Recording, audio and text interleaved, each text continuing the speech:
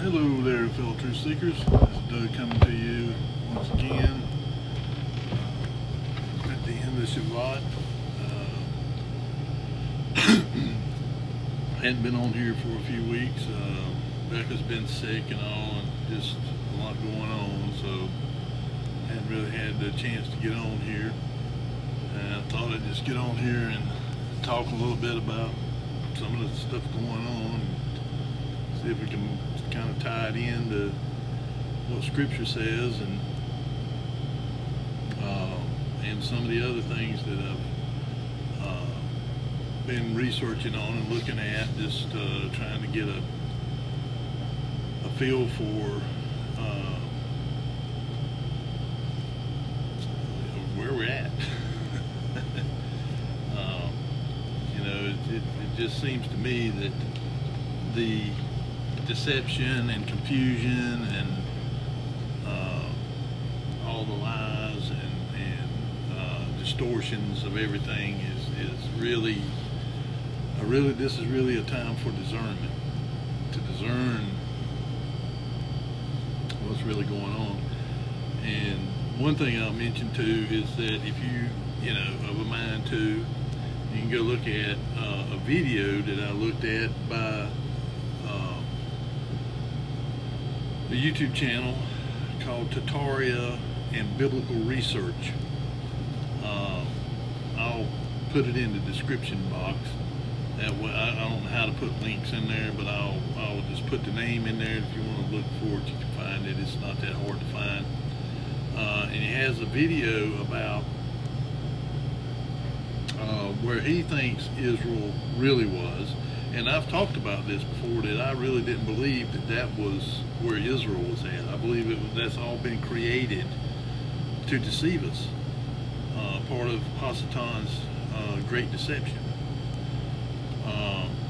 And the more you dig into it, again, about the Ashkenaz, and I recommend you go and read the Table of Nations, the Genesis chapter 10 and 11. And I personally do not believe that the physical nation of Israel exists anymore. I think it was destroyed in 70 AD along with the temple, and that was it. And he saved his people. He saved those that were his. Because Yahushua said, "Those that the Father have given me, nobody can pluck them out of his hand."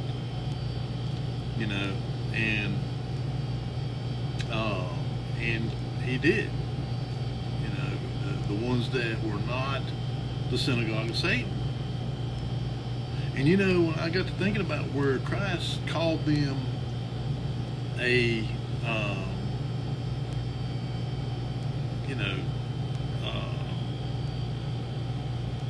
den of vipers.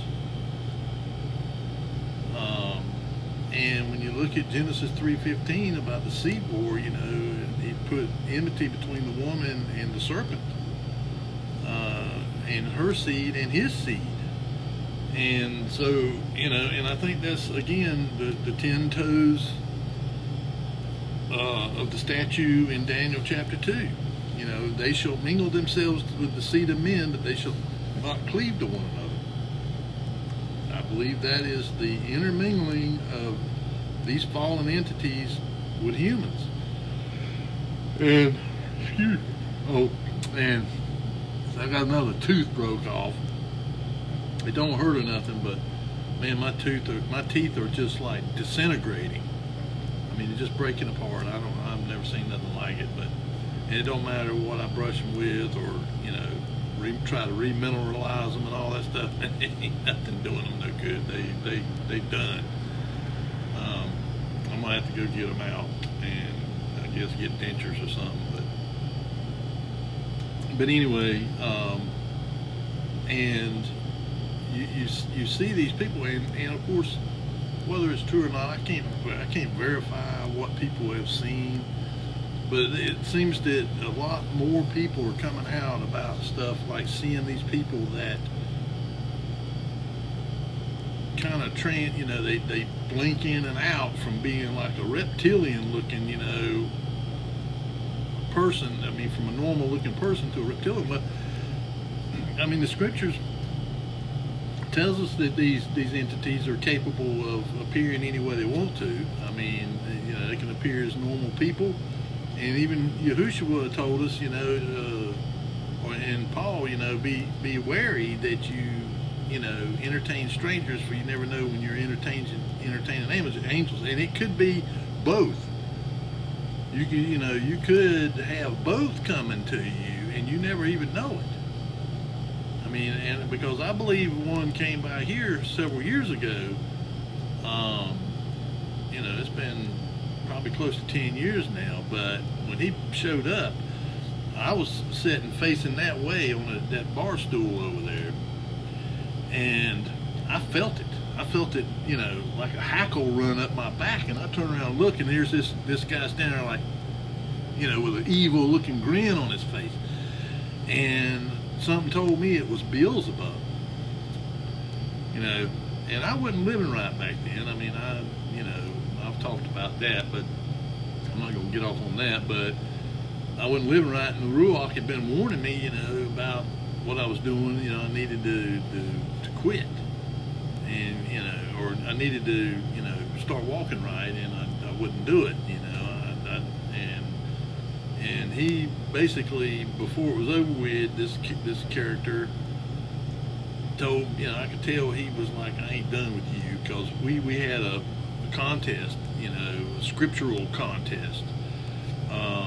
He would quote scripture, I mean, quote it, but he would always twist it. And I would say, no, that's not what it says. This is what it says. And so, you know, because the Ruach would bring it to me, you know, because he says that he would bring to our memory, you know, not to worry about what we had, you know, what we should say, but that he would bring it to our mind. And so, you know, I fully believe that they will either take up residence in a person, and I believe this guy was just taken over, because he said that he was on his way to the Sun, Moon and Star Festival or something like that up here at Morgantown, that they have it up there at the university up there every year, or the people, them students and all up there, and it's a pagan occult festival, and of course pretty much everything is. I mean, you know, anything that's of the world is, for all intents and purposes, occult. I mean, you know, and look around. This is the thing, once you have your eyes open to it, you'll begin to see the symbolism and stuff everywhere, on buildings and stuff, everywhere. Patterns, occult patterns that are everywhere. I mean, just like these Freemasons and stuff, man, you begin to see their symbols and stuff like that all over the place. Especially in the government, man, like on post offices. I mean, this one right up here, man, it's got a big old pyramid up there with the eye and all that stuff on it. And, you know, the building dedicated by the Freemasons and all that kind of stuff. And so, everything is tied into it. Everything that is a part of the world is. And I was listening to some guys on YouTube. They weren't debating it, but they were just, you know, talking about, well, was Satan in control of the world? Well, he is within limits. He controls the world. He does control this present world. But within the limits that Elohim puts on him. He can't do anything other than what he allows him to do. The Father uses Hasatan to test us. Again, we're being tested. We're being tested, and so he allows him free. And of course, the more that people submit to Satan's system, the more power that he gets in the world. I mean, we kind of give it to him. He only has the power that we give him. And people give it to him because he makes promises to them of power, money, fame, fortune, all the things that the world has to offer. He offers it to them. And it's like I've said to people before, I said, if Satan knows you like T-bone steak, he ain't going to offer you a hamburger. He's going to offer you T-bone steak. He's going to offer what he can capture you with. And some people get captured for nothing. Hold on, folks. I'm back, folks. Somebody stopped wanting to get something here in the store. But yeah, and I watched this other channel on there that's got some pretty interesting stuff too about Israel, and it's called Past Lies. And the guy's basically just showing where the narrative that they have created doesn't match up with what you see, especially like in old photographs. Over there in Israel, it was nothing but a wasteland. I mean, it was just white. I mean, nothing, just nothing there. And then all of a sudden, they say, oh, these buildings have been here for, hundreds and hundreds of years or whatever, and really, like that Dome of the Rock, it wasn't there. It wasn't there. They built that thing sometime in the 1800s on a foundation that was there. There was already all these megalithic foundations there, and they try to say that them megalithic, they was built by King Herod. And of course, if the narrative about that time period of Herod is true, they didn't have the ability to move 500-ton stones, from hundreds of miles away. They just didn't have that capability, according to the mainstream. So, and there's bunches of them. I mean, these things, some of them 13 meters long. I mean, that's like 30-some feet long and 3 meters high. That's, 9 feet. 10 feet. So you imagine a stone that big, moving it. I mean, we'd have a difficult time moving something like that now. I mean, we could, but I've seen them move stuff, large stuff, and it ain't easy. These big, what they call, they're for like gas refineries, where they, these big tall towers where they separate everything out, reactors or whatever, and they weigh like 1,000 tons, but it takes special trucks with all these trolleys under it and all that stuff to move these things. And these big transformers, these 600-700 ton transformers that they set at power plants and stuff, those things are massive, and they same thing. They take these huge trucks with 40, 50, 60 sets of wheels under them. That's 120 feet long with pushers and puller engines.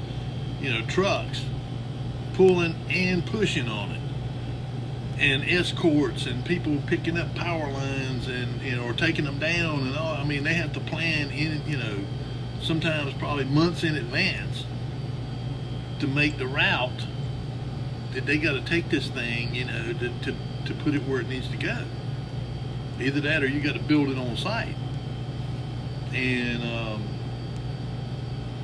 the cranes and stuff, yeah, they got cranes that can lift that now. I think the heavy lift crane record now is like 6,000 tons, but it can only it's set up there on the site, and it can't just be wheeled over to here and wheeled over to there on a whim. I mean, some of them, they own like a roundhouse. They pivot around like a set of tracks. and go, railroad tracks. They just go around and around, and they just operate right in that general area. If you needed to move it somewhere, well, you're talking a major ordeal to take that thing apart, to load it up, move it, and then reassemble it again.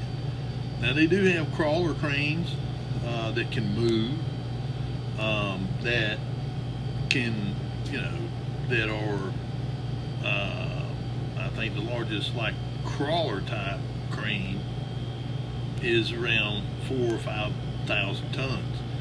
But again, they can lift that 4,000 or 5,000 tons, like 10 feet off the ground with the boom straight up.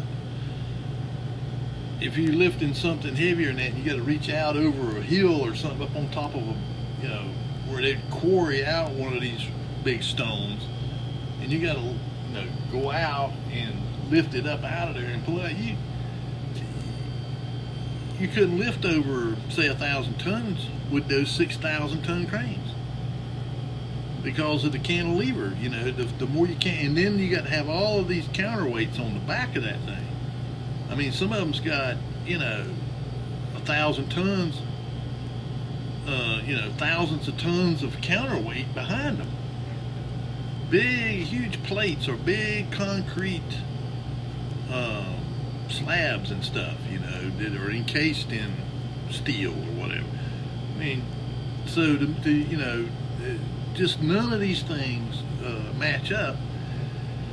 And then all of these structures that, like here in the United States, and that guy showed on that Tartaria biblical research, he was showing where, and he was basing his belief about where Jerusalem was at in Israel based off of the descriptions in the scriptures. And because think about this, they estimate that the people that came out of Egypt, men, women, and children, the nation of Israel, because he built a nation in captivity there in Egypt, was somewhere around 2 million people. Then and they were herdsmen, they were herders. Jacob, when he went into Egypt, when Joseph was the seconding in next to Pharaoh in Egypt, he told him to put them in the land of Goshen, which was good grazing land, because the Egyptians, they didn't care for people that were herders, animal husbandry. They kind of looked down on it. And so the people of Israel, they were husbandmen. They raised cattle, they raised sheep, they raised goats, they raised ox, all of the ruminant animals, they raised them. Plus asses and maybe even camels and other stuff, dromedaries, whatever, I don't know. But they raised all kinds of animals. And so you figure when they left, they took millions of animals with them into the wilderness. Okay, now if you look at where this Egypt is, and this Israel, that area from the border, and if you look in the scriptures, it never calls the river of Egypt Nile. The Nile River never calls it that. In fact, the Hebrew is Yom Suf, and it means water or river. And that's all. It never specifically names it, but it describes it as having like 7 branches. And that river over there, that Nile River, it does not have 7 branches, rivers feeding into it. It doesn't. But you know what river does? The Mississippi. Now, whether it's true, but he also says that was where Egypt was at, and he said there's, it describes how they was, like the Atlantic Ocean and all that, is huge grazing areas. Well, down in that area of the United States, you know, it's along the Mississippi and and think about this, in Tennessee, the city of Memphis, and in Cairo, and all these other cities along the Mississippi that are Egyptian names. Just saying. And that Washington, that area around Washington up in the Northeast, that was Rome. And most people don't know this, that originally here, since the founding of America, you know, at one time Washington was called Rome.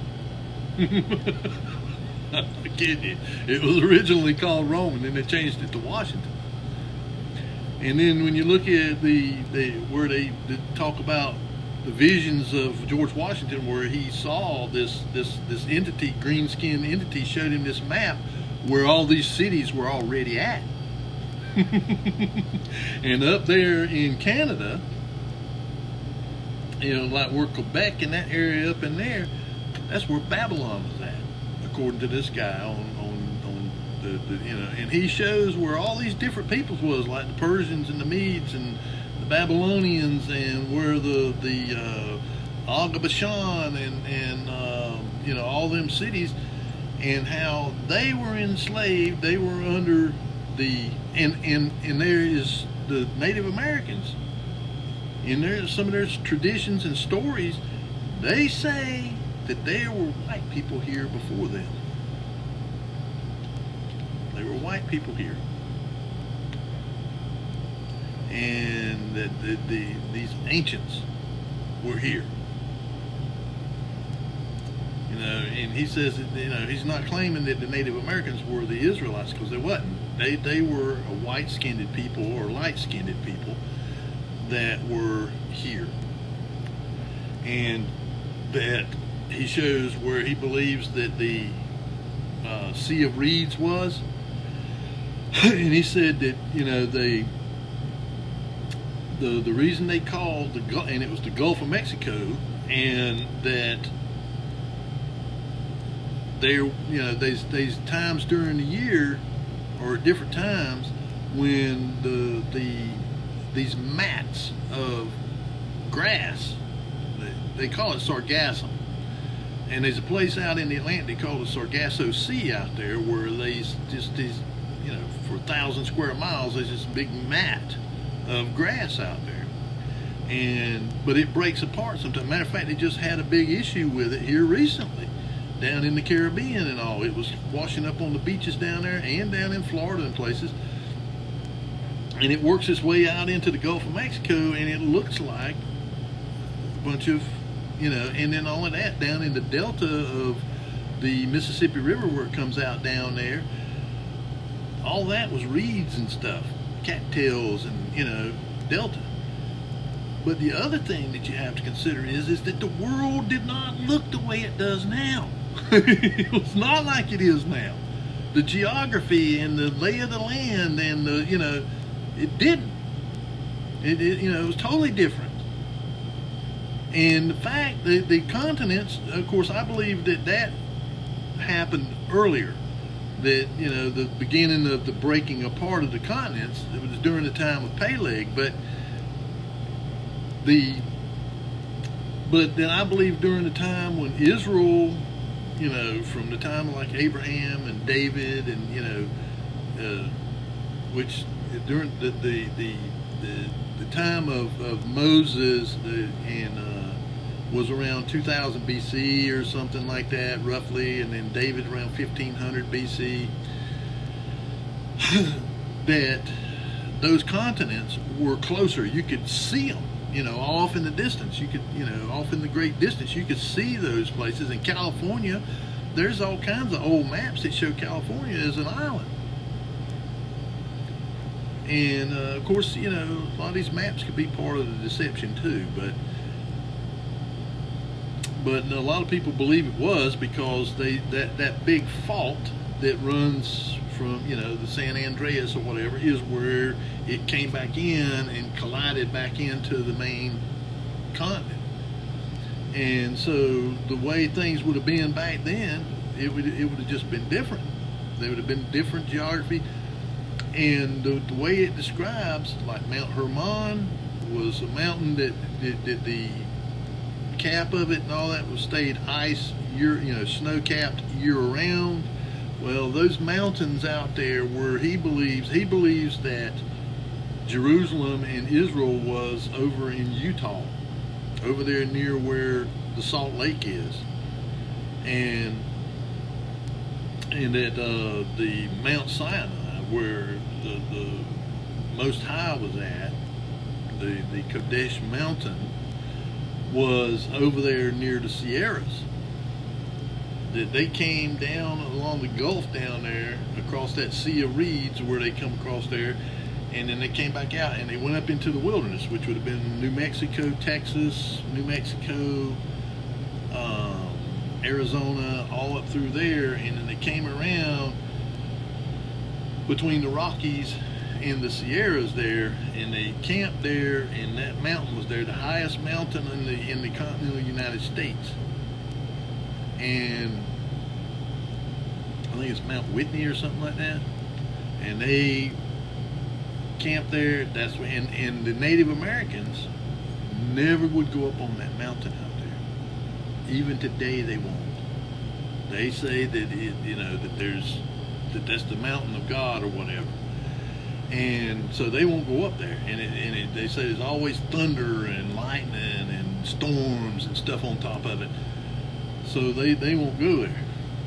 And then they worked their way up and they come back around there, and right down here, I guess it would be in like Arizona, like northwestern Arizona was where Edom was at. And then over here you had Moab. And Edom wouldn't let them pass through their land. And so they had to take a different path, and then that's how they wound up going around them, going like this, going around like this, like Edom's here. They went around like this and went around behind Moab and went around and up and came over there close to where Og, that's why Moses and them got into battle with Og of Bashan and that other giant over there. And he said there was all these cities over there. Well, and then when you look at those mountains and all those buttes and stuff around out there, when you really get to studying them, they look like they had been buildings that had melted. Because a lot of them's got like tunnels in them and stuff that were like actually openings that went, like arches and all them arches and all that stuff, and this guy done a good job of like superimposing buildings onto it, and I mean it looked exactly like it would have been, like you can imagine what it would have been like before they got melted. And it talks about when Yahushua would come back, the Father was with him. The power. And the scripture says that when his presence causes the mountains to melt like wax. And so, and that to me, it kind of explains all the devastation you see out there in that area. Because if all the armies gathered up around, Rome and all these other armies gathered up there, and it would have been easy for China and all these other powers that were part of Rome, they were part of the Roman Empire, because their buildings are all over the world, even in China. And and why have they done gone all out to try and destroy and cover up all these world fairs, these world exhibitions, like the Columbia exhibition up there in Chicago in 1893, and then out there in San Francisco and in St. Louis, and claim that they built all these things in like 2 years, even if they were made out of plaster and stuff. You still couldn't have built 200 buildings on 600 acres of land that was supposedly swampland in 2 years. You couldn't do it. Just couldn't do it. And then they tore them all down, except for a couple of them, like I can't think of the name of that museum up there in Chicago, but it's huge. It's huge. It's a huge building. And there's people that work in there and said they've been down in the lower level, down in the basement down there, and he said you can hear water running like a river behind these walls down there, but they won't let you go in there. All kinds of stuff like that. And all the tunnels under every one of these cities, every one of them. And like saying that, supposedly in that vision of Washington, these raindrops came down, and he said that woman showed him a map of the whole United States, the whole country. So when people say, oh, they didn't know what the country looked like, yeah, they did. And they was other peoples here. They was peoples over there in the West, the Russians and all the Russians. Vladimir Putin said they were. He came around and said, look, we were there, and they say, that they were over there fighting against them. The British were over there fighting against them. And the thing about it is one of the things that, I've talked about was how the Ashkenaz, the Rothschilds and all that bunch, Nathan Rothschild went over there and took over the Bank of England, and they have been using England, the imperial English system, to dominate the world. And that's what you see going on right now with Donald Trump. What him and all those people in his administration are fighting against is that system. The right-hand path and the left-hand path. They're going at it. And they will not stop at anything, because these are the people that are under the control of the controllers. The ones at the top, the ones that are in league with Hasatan. But you see, Hasatan plays both sides against the middle, because all he wants is our destruction. He don't care whose side you're on, as long as y'all destroy each other. Because again, he can't do it. No, what he does is he just pits us against each other, against people against each other to destroy each other, destroy ourselves. And he just sits back and laughs the whole time about how, stupid and foolish we are. That we never learn. We never learn his mode of operation. How he just pits us against each other. And all these people that, I was listening to one guy says, there's one of these people that's in the, that's on up in it, that said, we do believe we can win. They really believe that they can win against the Most High.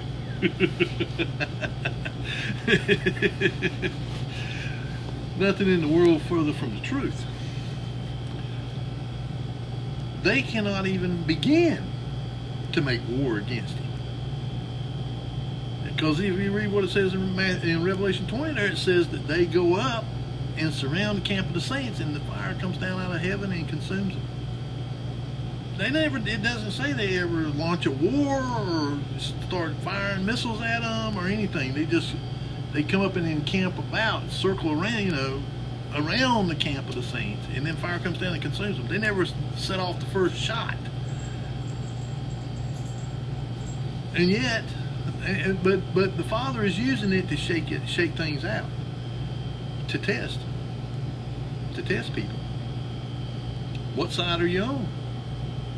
You on the side of the one who created you and can destroy you, really destroy you? Or are you going to be on the side of this, short timer here, that's counting his days because he knows his days are short? And of course, if he knows his days are really short, he's going to go all out. Hasatan is going to go all out. He's going to pull all the stops, and he is going to go full bore to try and do his very best to destroy us. He's got nothing to lose. he ain't gonna gain nothing from it other than knowing that he destroyed us. And just like he's got nothing to, you know, I mean, it's just his last desperate act is to try and destroy us in the process. And part of it is going to be to try to corrupt us.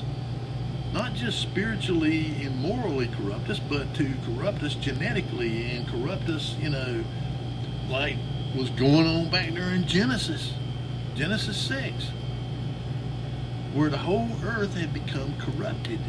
You know, people think that that just means they were morally and, you know, corrupt.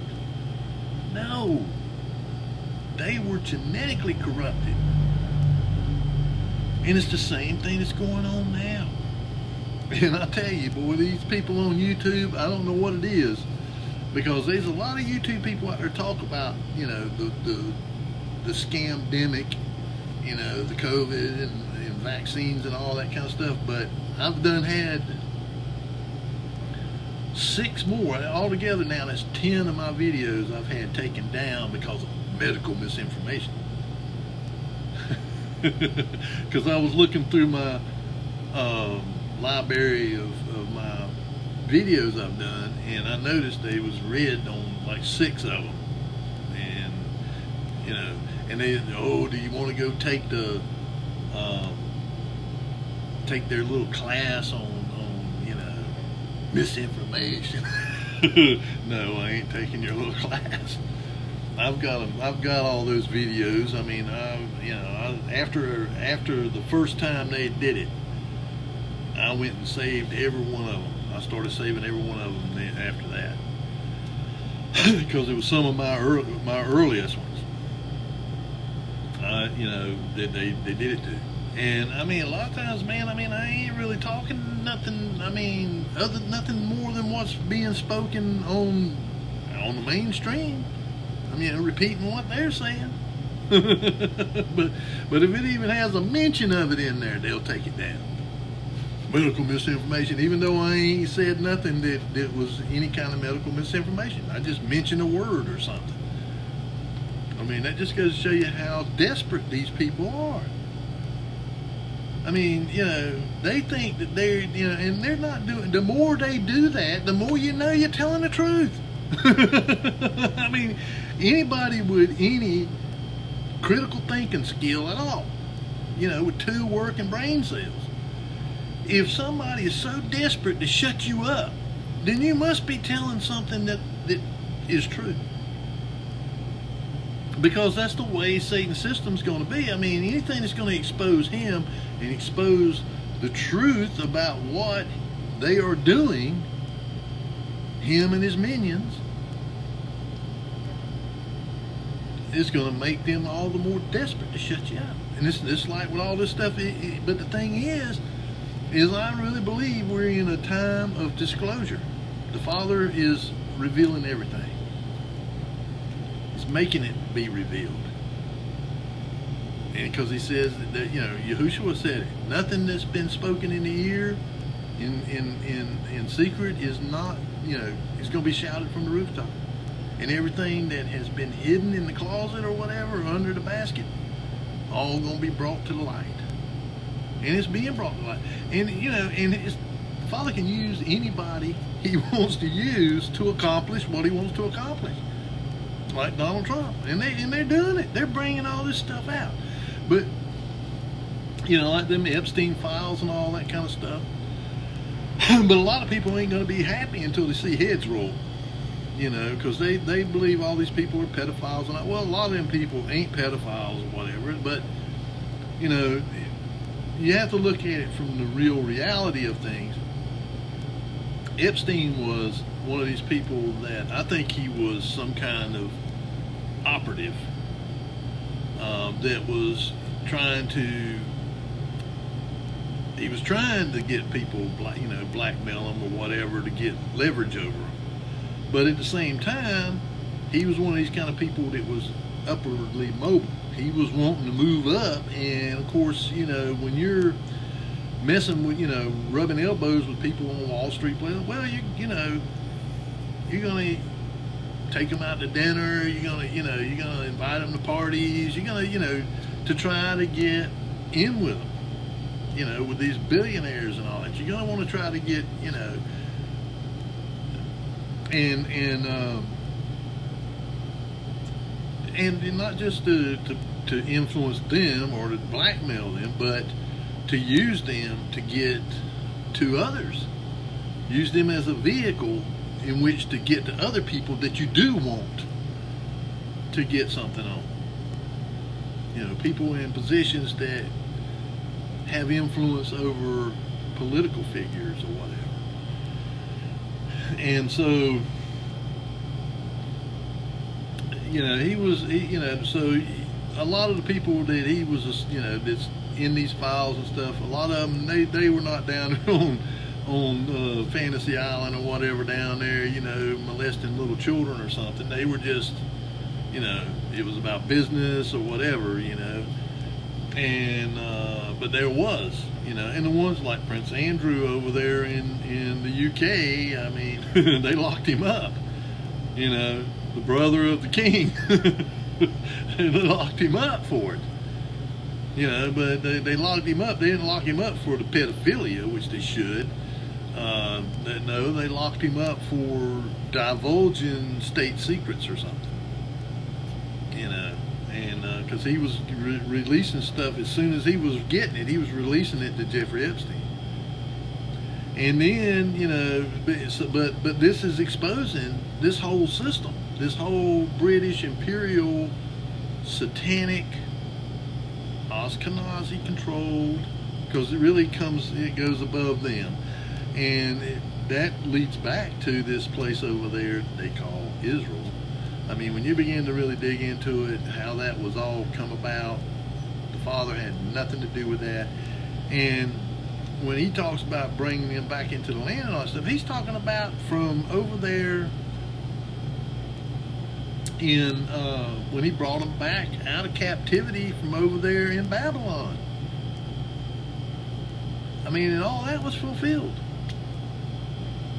And so they've created all this stuff about this temple and all that stuff over there, and none of that stuff's in the Bible. None of it. And when you look at these people, these Khazars and Khazars and Kazakians and all that stuff, they're all from over in Eastern Europe and Russia, over in that area. Germany. And so, and they all changed their names. They, like Netanyahu, that ain't his real name. It's like Wojcicki or something. That sounds Polish, don't it? I mean, so, they've just made up these names, and they don't even speak Hebrew. They speak Yiddish. And when you go back and look at the guy that was the one that was the main one pushing the Zionism, he was from Eastern Europe, and one of them Rothschilds back then. And I've seen just to kind of get a little aside to this. There was one of them Rothschilds that supposedly just recently died, Lord Jacob Rothschild. They showed a picture of their family going back like 150, 200 years ago, and that guy looked exactly like Lord Jacob Rothschild. And when you see like there was a picture they had of a guy, he was some kind of military guy, looked exactly like Elon Musk. I mean, exactly like him. And then Jeffrey Epstein, these people have been pointing out how he looked like Alexander Hamilton. Looked exactly like him. So these people, these are the entities. And they fake their deaths because people would begin to, hey, How old are you now, man? 200? So they have to kill themselves, kind of fake their deaths and make it look like they died. And then they reappear later on. 25, 30, after this generation's gone, they'll appear again. And, the people, and it's like this guy on this past lies, and this past lies, Lies, he was saying, well, after a generation or two's gone by, who's to say that this wasn't what they say it is? These buildings and the other thing is like with the archaeologists and all that stuff, in order to determine something's age or whatever, they say, oh, well, they used carbon-14 dating or whatever. But you would have to have a known, something that you know for an absolute fact was from this period of time as a reference. In other words, I would have to have something from 1700 that I know for a fact come from 1700. There's no mistaking it. Did it come from the year 1700 and then use that as as my reference, as my standard, and then anything else I could, when I dated it, if it fell on, did it come up like that, it come up 1700, I could compare it and say, yep, they match. But these people, they when they absolutely, this happened in the year 1400 BC. Oh, really? You were there? You were there when it happened? They just put it down as if they know, without a shadow of a doubt, that this is exactly what happened on that year, on this day. It's the same thing with the dinosaur thing. Well, how do you know that this dinosaur is 300 million years old? Because it's buried in this layer down here. This layer down here, 10 feet down. Okay, well, how do you know that layer down there is 300 million years old? Because this dinosaur's in it. It's circular reasoning, man. They just go around and around and around. But they can never give you a real answer as to how did you determine that layer is 300 million years old? When in truth, it could be 3,000 years old. Because I've seen with my own eyes, and anybody that watches like some of these natural disasters and stuff that happens, man. Like where a whole mountain just slides down, into a valley down there and just buries the valley. There's nothing, buries whole towns and stuff. And you could come down there 100 years later and dig down and say, oh yeah, man, this has been down here for 3,000 years, 4,000 years down there, them houses and stuff that's down under there. And really it was only 100 years ago when that mountain collapsed down there. You see what I'm saying? You can't, there's no way anybody can give you an absolute anything about anything. Because we wasn't there. Now sure, you might find some kind of writings or something that tells you specific things about a specific area, but you don't know for a fact that they came from that specific area.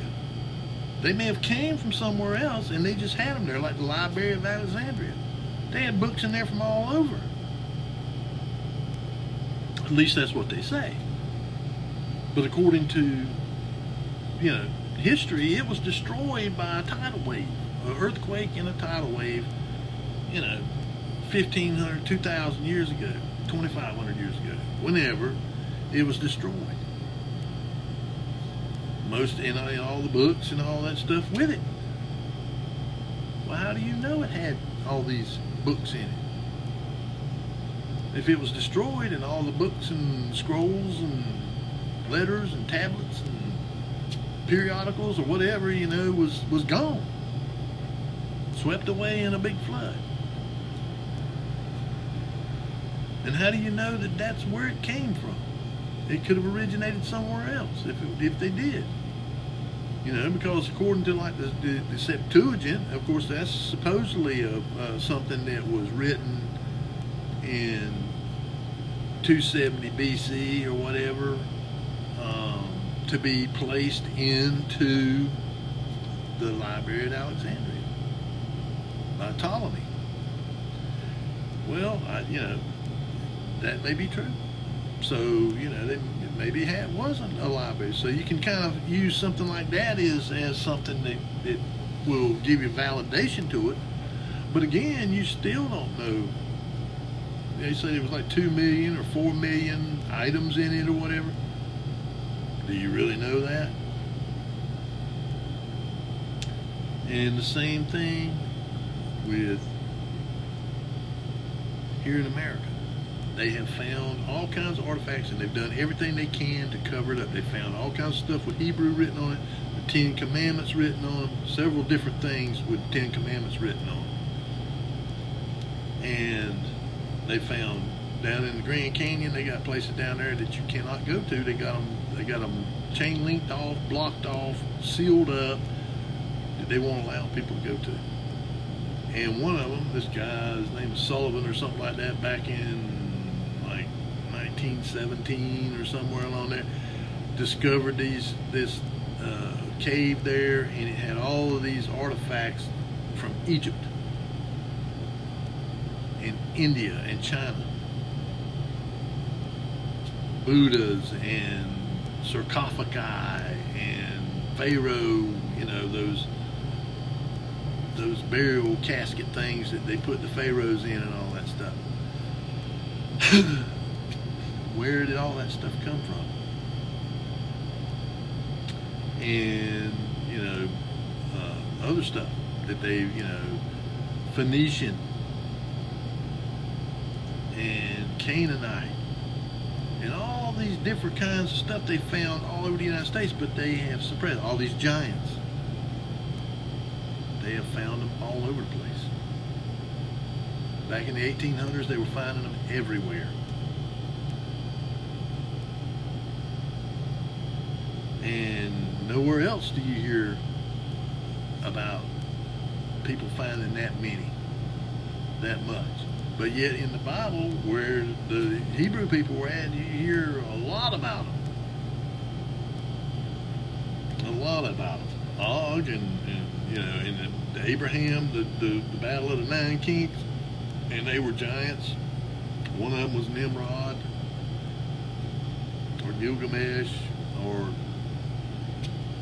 whatever. They got, I think they called him something else, but that's who they were talking about.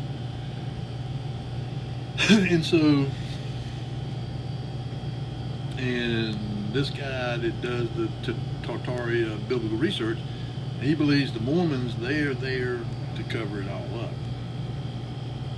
They went to that place. They were sent there with the mission of covering up any kind. And right there's a mountain over here that he says is the Mount of Olives, and it's split. You can see where it didn't just, these two sides didn't just uplift. You can see that it split down the middle. And when it said when he returned on the Mount of Olives, that it would split.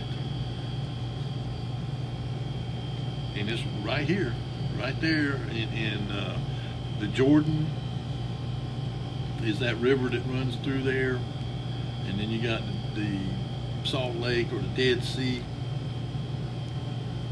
and the Mississippi River has 7 tributaries that feed into it, just like it's described in the Bible.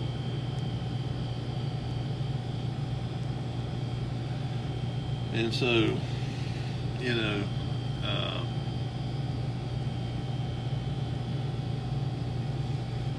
mean, I don't know, but you know, when you go out west out there, and there's a guy, I think he's called Desert Explorer or something like that, but he uses Google Earth, and he just goes around looking all over the place out west, and he keeps finding all of these things out there. He keeps finding all of the up on top of high mountains and up, you know, out in these wastelands, man, basically these buttes and, you know, plateaus and stuff like that, you know, and finding all these caves and, you know, these places that, you know, how did they get up there? How were they able to get up there and do that? You know, because he'll actually physically go out there and look at it. And some of them, I mean, it ain't like you can just walk up to it. I mean, you have to, you know, I guess he does like rappelling and all that kind of stuff, you know, but, or uses drones, you know, flies them up there and let them look around and stuff. But these things are everywhere. They're all over the place out there. And like I said, they're in Utah. All those arches and all that stuff were probably some kind of arch bridges. And because nature normally doesn't do that. I mean, that's normally not something that's natural. Just naturally occurs. But, you know, the more I just kind of look into these things, you know, listen to what these people have to say, the more I think about it, the more it just makes sense that, and I've thought about this even before I watched that.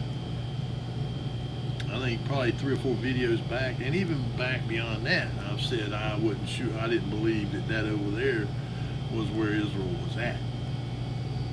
I wasn't sure where it was at, you know, but I just didn't never believe, you know, not since I started having an awakening, I never believed that over there was where it was at.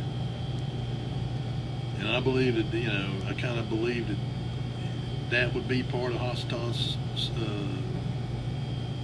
you know, deception.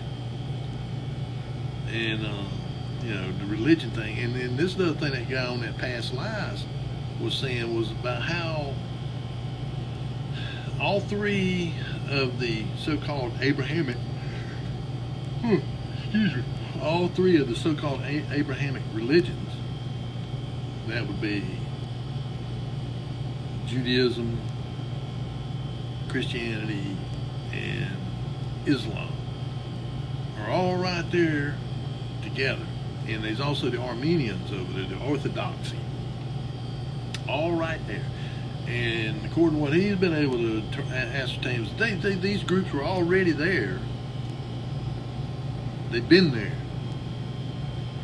And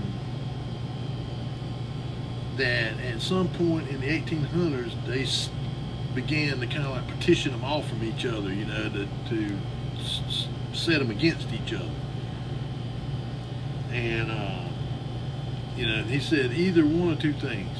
He said either those people were just there naturally, you know, different groups that, you know, were living there, or they were placed there to pit them against each other.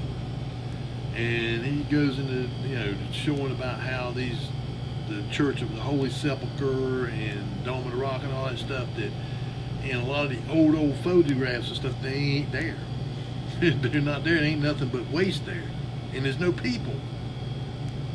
And Mark Twain has been quoted. He said, you know, he says, I don't know why anybody would want nothing. He said, when I went over, he went over in the 1800s, and he said there wasn't nothing there but rocks. You know, rubble. So, I mean, if Samuel Clemens went over there to visit it, you know, and he said there wasn't nothing there but rocks, you know, waste. It was a wasteland.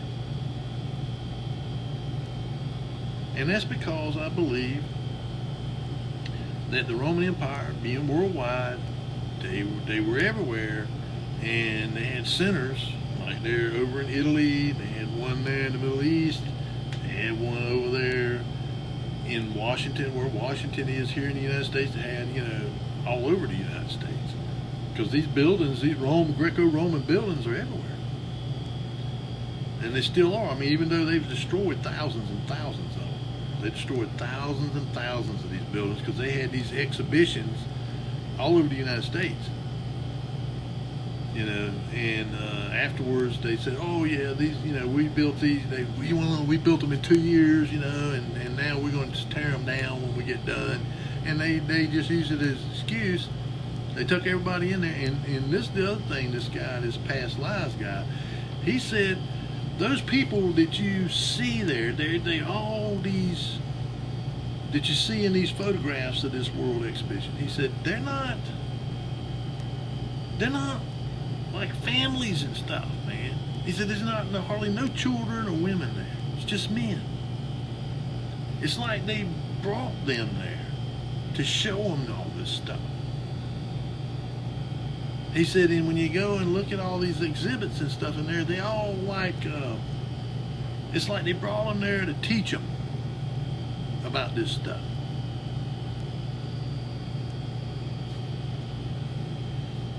And so,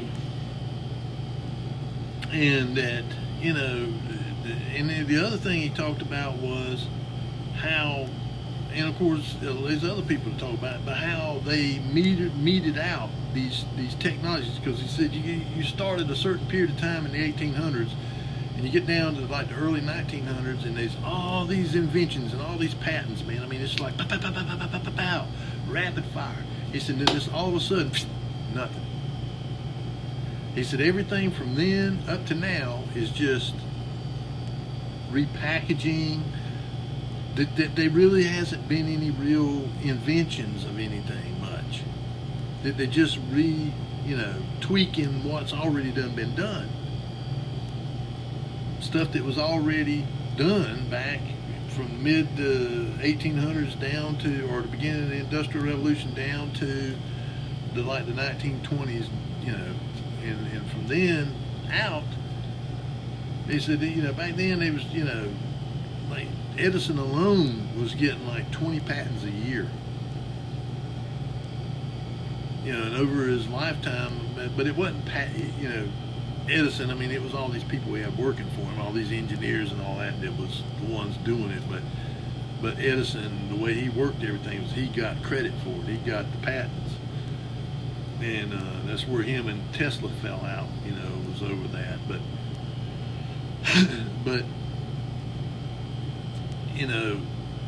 he showed, how the train and the airplane and electricity and light bulb and, all these things, and so they said, well, it's because everything, the easy stuff is already, been done. Now, all the stuff now is harder to do and all that. That's the reason there ain't that many new inventions. And most of the patents today are just patents on building a better mousetrap. It's still a mousetrap, but they just improved it, or they made it more efficient.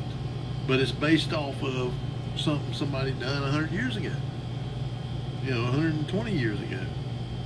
And rockets.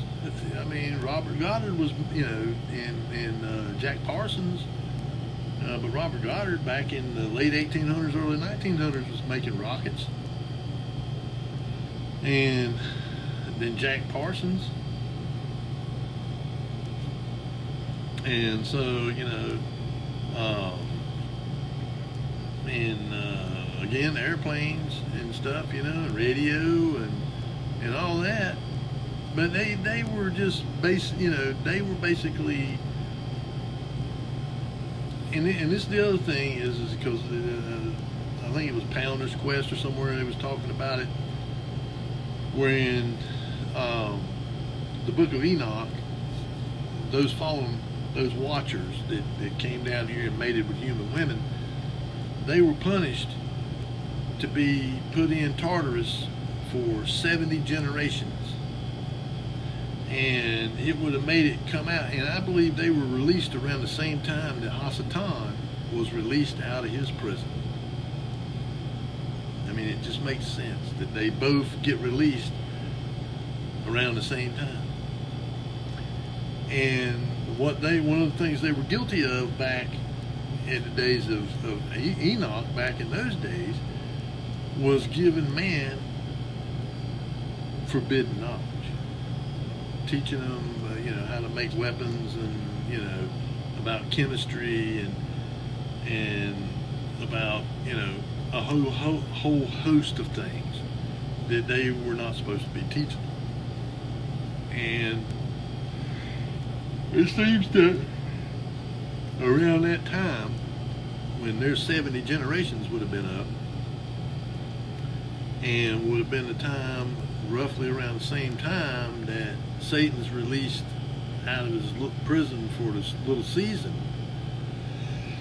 And all of a sudden you see this this great big huge wave of developments of technology. Well, I would say that those watchers, they were released, and they began to do the same thing again. They began to reveal this technology. It's already stuff that existed, but they began to mete it out, to them, and now, we're doing it. They now there is things that they do now. I mean, like this genetic stuff and all that they wasn't doing back in the 1800s and all that, but they were doing stuff back then too. I mean, there was a lot of that kind of,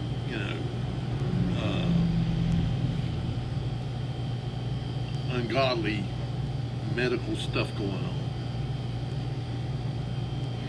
Yeah. People like Mengele, they've always been around, but they released around the same time horizontally. They all, and they're all down there together in the bottomless pit, and they're down there all scheming and planning what they plan on doing when they're released. And they get out, and they go out around the world, and they begin working on getting rid of anybody that won't go along with them. Killing them off with these, Napoleonic wars and all that kind of stuff. The French Revolution. Those were all extermination events to get rid of people. And a lot of this other stuff that they claim was further back in time was really happening around then. These crusades and all that kind of stuff that they were doing. Crawling up my neck there. Doing to get rid of people that would talk and spill beans about the millennial kingdom. And then you had some kind of catastrophe, they call it a mud flood or whatever it was, that buried all these places. I mean, all these cities. And some of that stuff could have been from, the destruction of Rome and Jerusalem and all. The stuff that was further away didn't get really blasted like out west. I mean, that out there, when you get to looking at that stuff out there, it looks like something was blasted, man. I mean, like they was, like atomic weapons or something, or some kind of weapons, meteors or something. They slammed down on the earth, I mean, something. I mean, because it looks. I mean, it looks like that, especially there in the Great Basin. I mean, that whole place is just a big, like something so big hit that it just blasted it out, and left a big dip down in there. I mean, that's where the Death Valley is. I mean, it's in that Great Basin, and I mean, all the rivers flow into that, and they just evaporate there. I mean, there is no rivers that leave out of there. There's only one river that comes off the western Rocky Mountains that reached, well, I think one or two, the Rio Grande and the Colorado, and that's it, that reach the ocean. There's no others. And all the rest of them go into that Great Basin, and that's where they end at. And so, and there's other places like there in the, North Africa and the Middle East that, where the Sahara and all is, it looks like there was some kind of real devastation there too.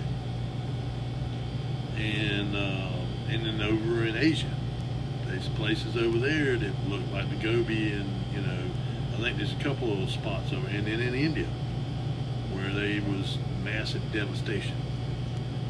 And so because I think these were areas where it was centers of the Roman Empire, and they were just really wicked, worshiping Saturn. The star of Remphan, that is the symbol for Saturn.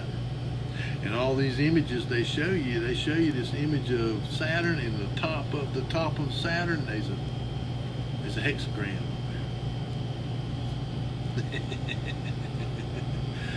there. And I believe that these planets are entities. There's some kind of craft or whatever, but they're entities. And Enoch calls them wandering stars. The Plantays, the wandering stars that left their courses.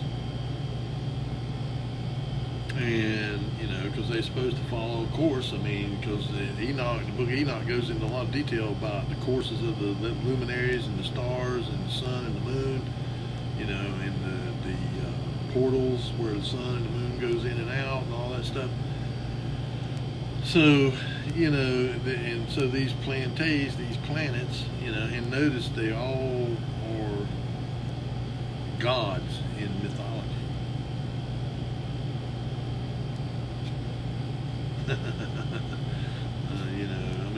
So they Jupiter and Mars and Pluto and Uranus and Venus and Mercury, they're all pagan gods.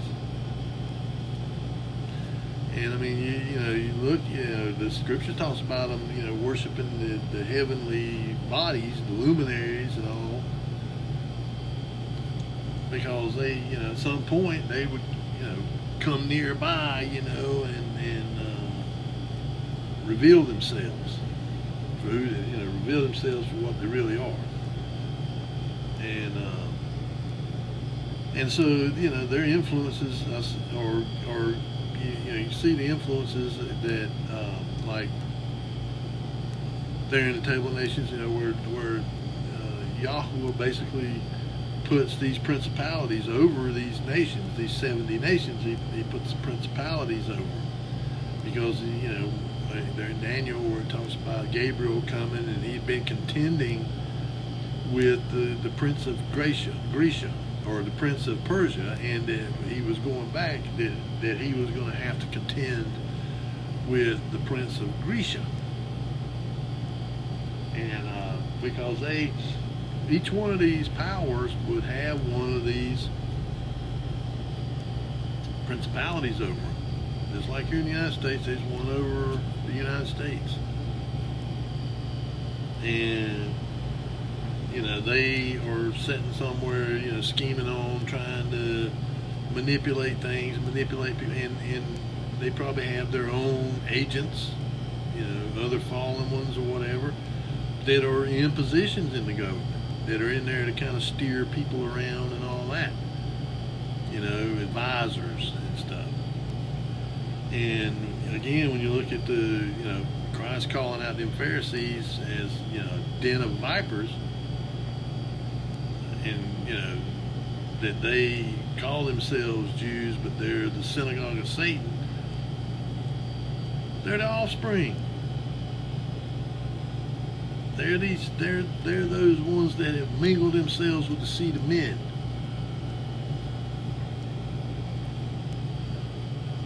And so they're intermingled, among us. They're mingled in with us. And spreading their mischief everywhere.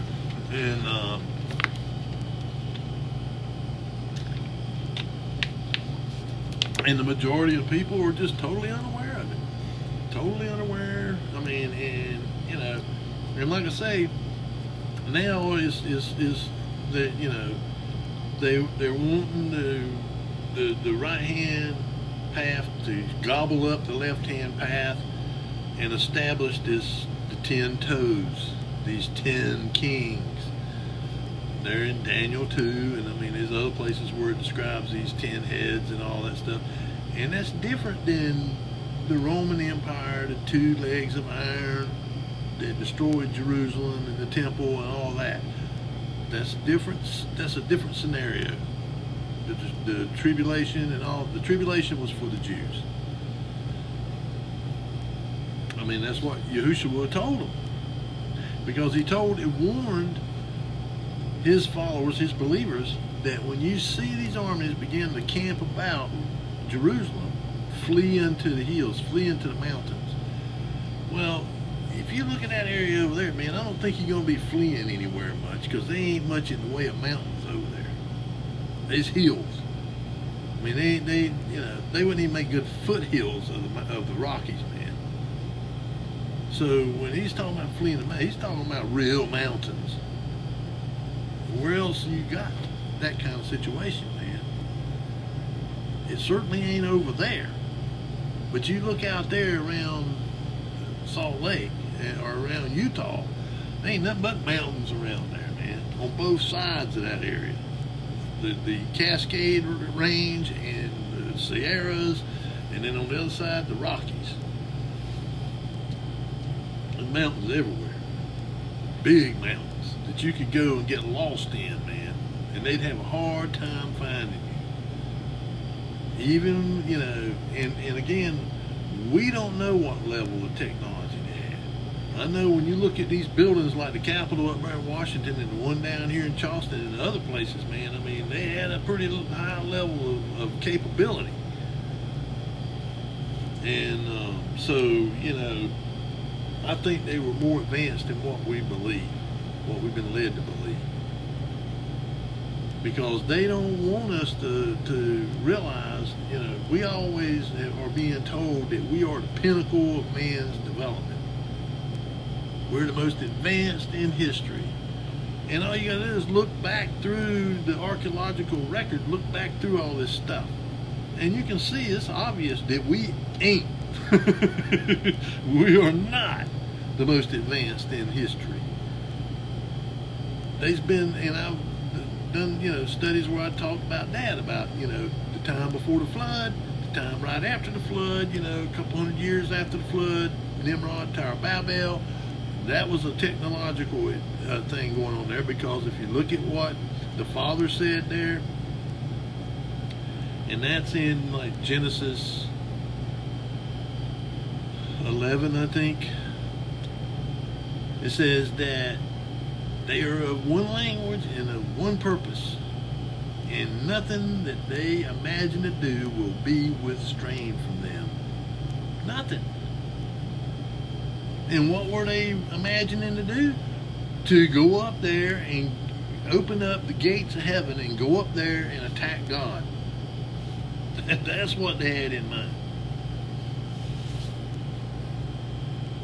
And really, there were, Nimrod means rebel or rebellious or whatever. It says he became a mighty hunter before the Lord. No, he began to profane the Lord. He began to profane Yahweh and rebel. And they all gathered up there together rather than going out and replenishing the earth like they were supposed to. And so when he came down, he said there's nothing that they imagine to do be, restrained from them. In other words, they will open up a gate up there, and they will come up there and try to attack me. That's just what they had in mind. And we have to understand that with the influence of these evil ones, these fallen ones that are influencing them and giving them knowledge and telling them stuff, telling them secrets. Oh yeah, there's a gate right up there, man. You just need to know how to open it. And I'll help you to figure it out. Because they want it out too, they want to be able to come and go as they please. Well, they can't. They have to, go up there, and now I don't think he can go up there at all. I don't think Hasatan, I think he's pretty much restricted now to here. And that's why they're so determined they want out of here. That's why they keep building bigger and bigger rockets like Elon Musk. That's all he's doing that for. I mean, they ain't going to Mars. They ain't no going to Mars. They ain't no going to the moon. They just, they are trying to build something. They want to build something that they can try to penetrate through the aether and get up there to where that gate is. And that gate is, where Jacob saw Jacob's ladder or whatever, them descending and ascending and descending on it. Some kind of portal or whatever, or some kind of teleportation or whatever that would take them up and bring them down. They were coming out of it, just open up and they come down, or open up and they go in. And so, it's probably like, it just goes, opens up, a gate or whatever. And it ain't a gate like, like we think of a gate, but it is. I mean, it's an entrance, and it just opens up and they go in and then they come out, and then it closes back up. Well, they trying everything they can to try to blow a hole in it, and they can't do it. So they're trying to develop some kind of technology to try to open it, like the Large Hadron Collider over there in CERN, or some kind of energy weapon, like the National Ignition Facility out there. There's 64 terawatt laser, 64 million joules or whatever, and other stuff that we don't even know about they messing with. And so you have all this stuff that they're doing and they're going on, but they got to kind of get everybody on the same page.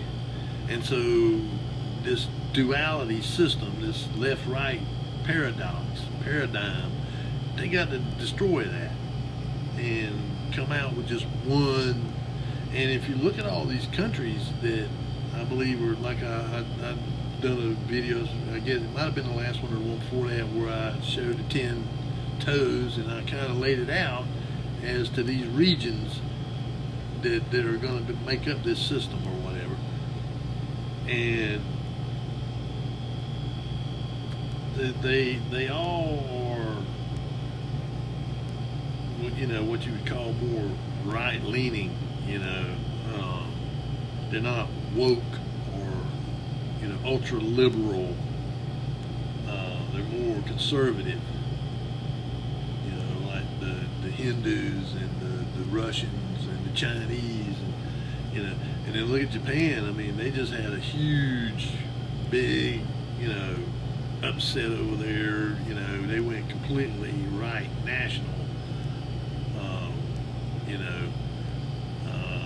Conservative nationalism or whatever. I mean, and you got a woman that's like the female Trump of Japan, and then and so and Europe right now is just a real mess.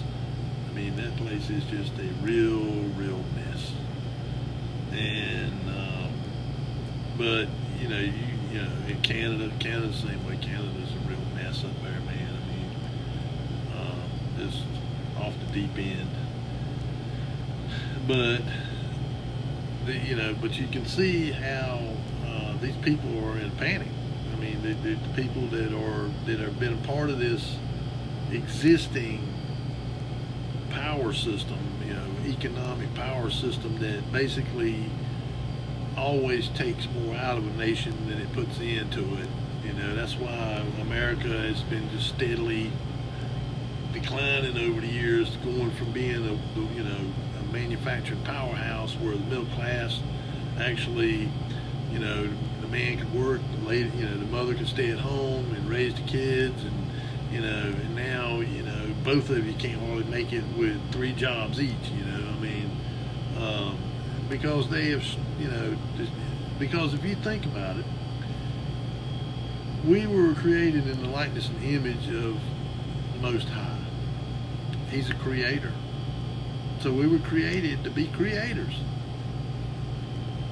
But, and if you look at one of the things about the millennial kingdom is if you look at the millennial kingdom, all these great structures and stuff that they believe were built during that time, the wireless electricity, acoustic healing, all of this stuff, rail systems, airships, I mean, all kinds of innovations and stuff, they were all in harmony with the world.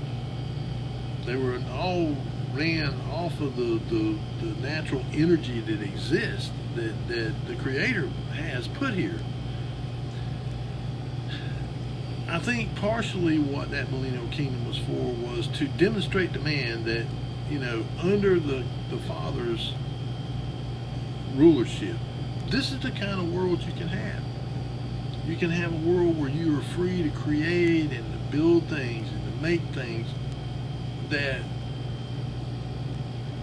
will make your life better, that will improve the world, that will improve your condition,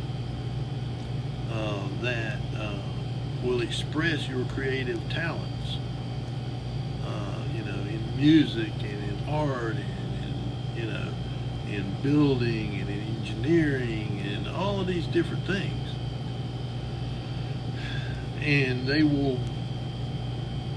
you're free to do this, because without having wars and conflicts and all that stuff all the time, you can accomplish all these things. I mean, that's kind of what Trump's been telling these people, is look, I don't want all these wars, forever wars and stuff.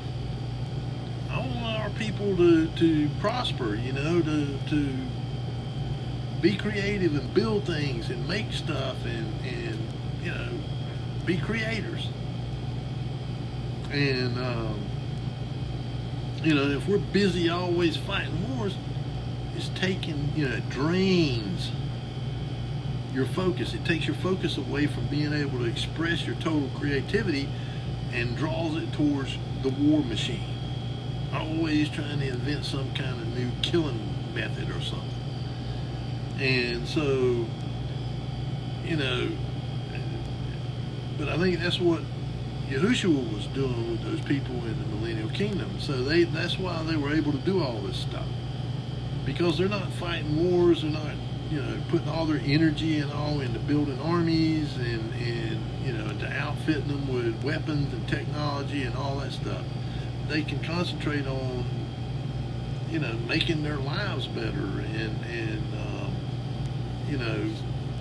building, these magnificent, buildings and structures and just expressing their creativity. But the thing that, also it was meant to do was to show us that when they came out of there, that we still had our nature, our sin nature. We still had our sin nature. Even though they went in there and they saw, all the things that he done and all the things that these angelic beings coming down here interacting with them and all that, and the magnificence of the things that they did and the plenty, everything plentiful, plenty of food, good health, longevity of life, all of that. But barring a actual real change in our wrong reasoning or reasoning problem, we're still the same. We still have that sin nature. And even, during that period of time, if they didn't, somebody kind of referee and intervene, they would have been in some kind of conflict. They would have been in some kind of conflict. They'd have been arming up and have been in a war. But, Yahushua ruled with a rod of iron. And, he would be the final arbiter if the conflict got beyond something that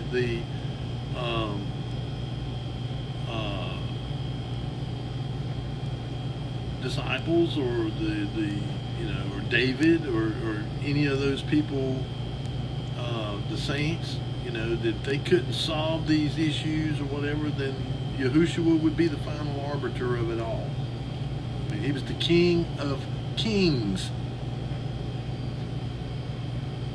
That's why he calls him the King of Kings, is because there's this one map. I can't remember. It was somewhere that it was on the wall there, and it was like carved on stone, or it wasn't like a piece of paper or something. It was like in marble or whatever, but it showed him like at the center of everything, at the center of the world, and all these kingdoms all around, these castles or whatever, these kingdoms.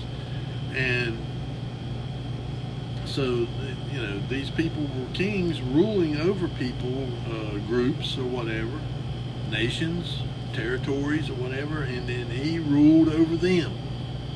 And of course it says David would be ruling over Israel, and that each of the disciples would be ruling over a tribe. And so, and there's a lot of these buildings, a lot of these, like over in Russia and different places, these big cathedrals or whatever they call them now, they got big images of David on there. And they all look the same from all over the world where these buildings got them on it. They all are exactly the same. And that guy was saying on that past lives, he was saying, there's no way that different artists done this, because they're exactly the same, and their designs are actually exactly the same. And so unless they were all taught by the same master artist or whatever at the same school with the same techniques, there's just no way that these things could be made so precisely and look exactly the same. Just couldn't.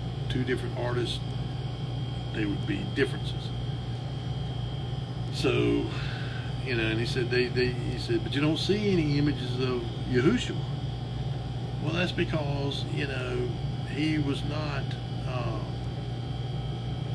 They knew who he was, and of course anything about Yahushua may have been taken down or may have not been allowed to be put up. I don't know. But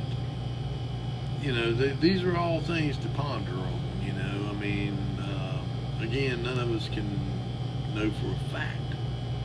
But I think the reason all this stuff is kind of coming out like this is because, again, everything's being revealed, and we're beginning to see just how deep the deception is, and we know from that just how he operates, how easily.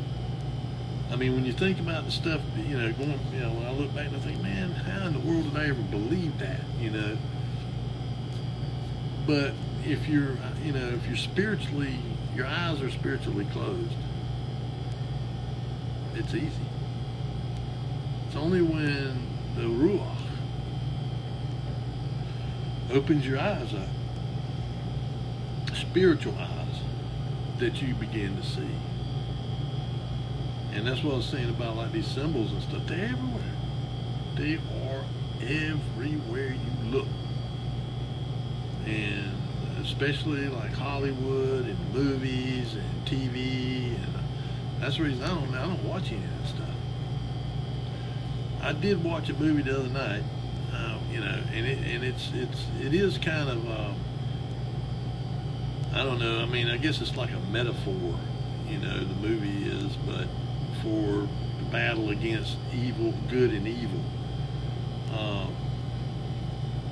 It's a German movie that was made in 1927 called Metropolis, and it's silent, and it's I guess it's kind of fortunate that they were actually able to. They thought that the original version of it had been completely destroyed, because as time went on, it had been edited down because it was a long movie. So they edited it down to make it so that it was easier to watch.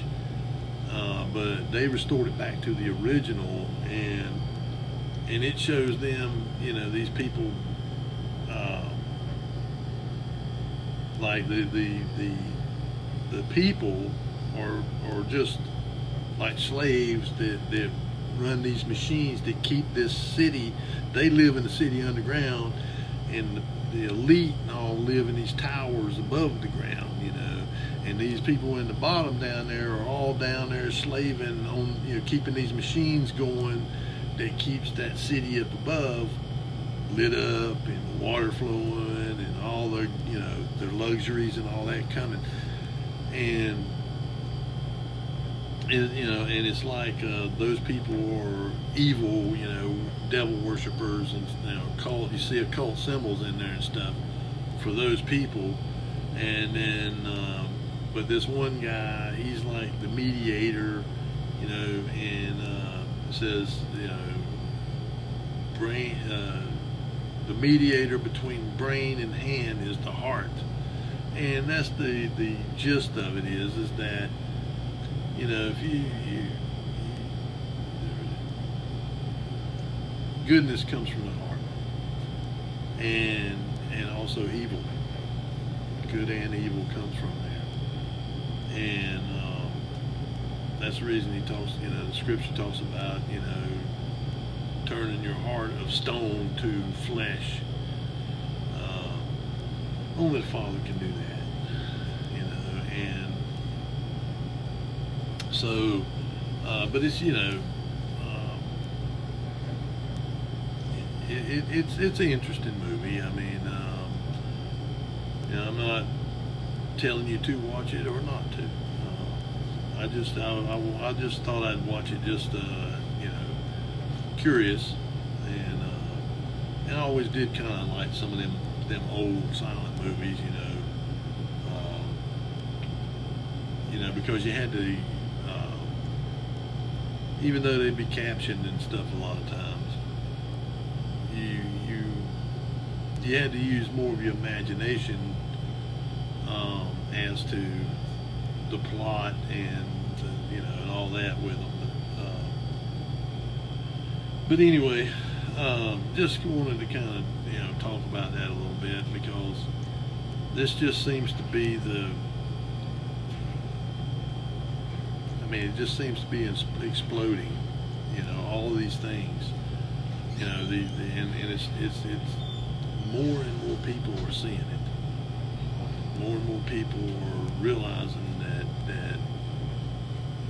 even people that, a lot of the people that have been dispensational, of course, don't get me wrong, there's still a lot of these people that are die-hard dispensational. The tribulation's coming, and and then we're going to have, we're going to be raptured and all that. They all are still, just deep, knee deep in it, neck deep, and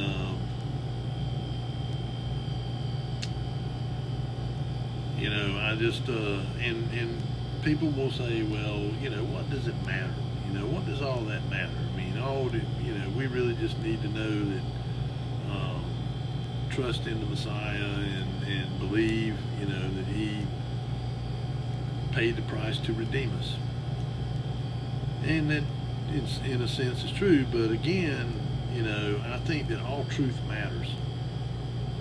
I think that if it wasn't important, it wouldn't be being revealed to us. That all this stuff would be coming out now. I think that the Father wants us to know all the truth. And, that He wants to expose all of the lies of Satan. All of them. And so I think that's why it matters. And so, just something to ponder, and y'all can think about it. See,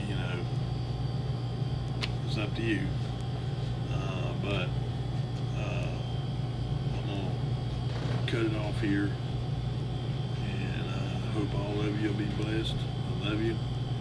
and I'll see you next time we get a chance. I hadn't been on fire, you know, to get on here every week and do it because I just hadn't really felt like it, or either just hadn't really been led to. Every like day, you know, I just kind of, or tonight, I just felt like I ought, you know, was kind of led to get on here because I think this is I don't know why, but I just seem to be really pressed on this. And that's why I think it is important. You know, I think it's important to get people to wake up to just how deceived we have been, and to realize that everything we've been told pretty much is a lie, and come out of it. Come out of the delusion, come out of it. Because, you know, he tells us this is because they would not receive the love of the truth. For this cause, they are given over to a strong delusion to believe a lie. That's the other thing they're coming out with now. I mean, they you know, Trump's saying he's going to disclose the alien stuff, all of it. But it's one thing. They may be alien to us, but they are not aliens. They are fallen ones, and they are demonic. And I think it's Zechariah. Yeah. Zechariah chapter 5.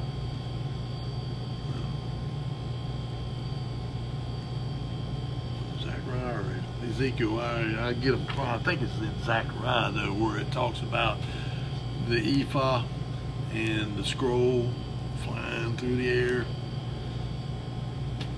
And it says that this is wickedness. And this, you know, that flies throughout the earth. And so, you know, I think that's what that is.